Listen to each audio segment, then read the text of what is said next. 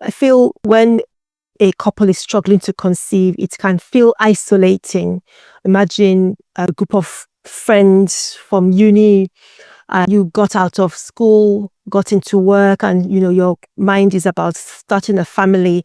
And then out of the bunch of 6 of you, for example, who are now married or in steady relationships, perhaps you're the one who hasn't had your baby shower, you haven't had a kid, and these are key milestones that can be so significant. But for some people, going through fertility challenges can be so overwhelming and emotionally draining.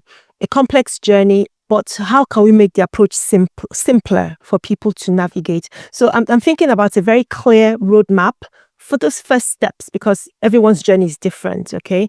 So I think the key thing first is to acknowledge the grief between yourselves as a couple. Don't bottle it up, okay? So tackling first the emotional aspect, then the logistics, and then the medical. So I think it's to acknowledge the disappointment. Every month after month, there's hope that something is going to happen this month, and then disappointment. That's a form of grief, and it's important to acknowledge that you're going through that situation. So there's that sadness and frustration, even anger, and that's a natural, normal response to a very, very difficult situation. Okay, then the other thing I would say is intentionally be proactive about protecting your peace. So don't joke with it, okay? Now, this might mean doing drastic things. It might mean archiving some chats on your social media, muting some social media accounts of people, even those that with newborns, skipping baby showers, or just setting boundaries. There might be some people who, maybe just not thinking well, not being empathetic or not being emotionally mature enough to be careful in what they say or being sensitive about what they say. So you might need to set boundaries and do those things to protect your mental health so that you don't go into that spiral that's hard to come back from because of some careless comment or because, somebody's doing that over there. We're all different. And if you can sort of put yourself in a safe space and actually put yourself in the group of supportive people.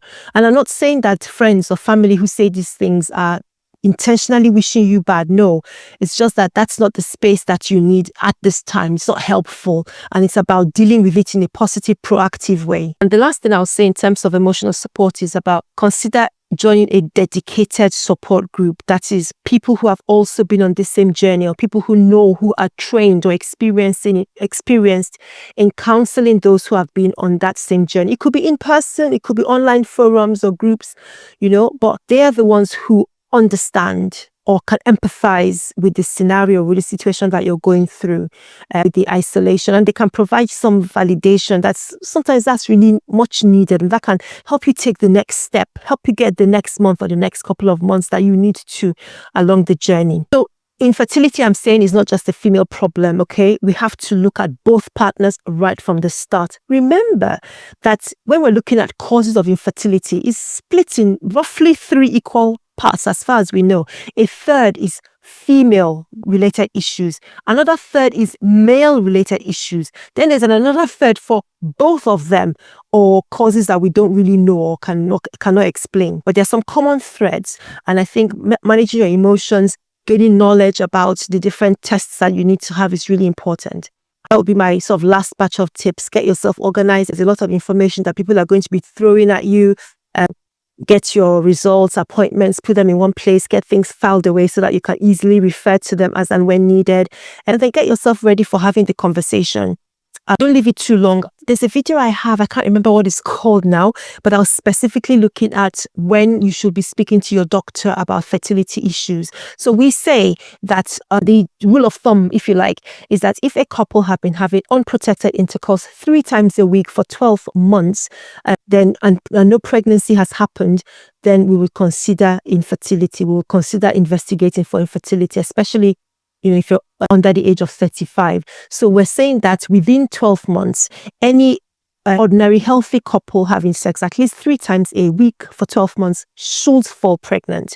And so if that is not happening, then you now begin to ask yourself what's going on. So like I said, if you are a couple, ordinary healthy, no problems, then and you've had a number of sexual encounters for 12 months, you should go and speak to your doctor. Now, if you're over the age of 35, okay, either of you over the age of 35, then we'll say 6 months. Give that 3 times a week timing for 6 months. If you have health conditions like fibroids, for example, endometriosis, don't wait. Don't wait 6 months or 1 week. Go and sit down and have a conversation about your fertility, because that should be part and parcel with your treatment of this condition, because we know it impacts fertility. I have that video somewhere where I break this thing down a lot better, a lot more succinctly. If I remember, I will put it in the links for this video. So these are just pointers to when you should see your GP or when you should see a specialist, okay? When to have those first series of tests, those simple tests, and how to protect yourself so that you are not in a situation going through the challenge of having this test, the challenge of having these conversations, the challenge of experiencing the disappointments and the mental toll that it takes, and then also dealing with cultural expectations or family expectations or expectations from friends. And again, I'm not saying that anybody is intentionally being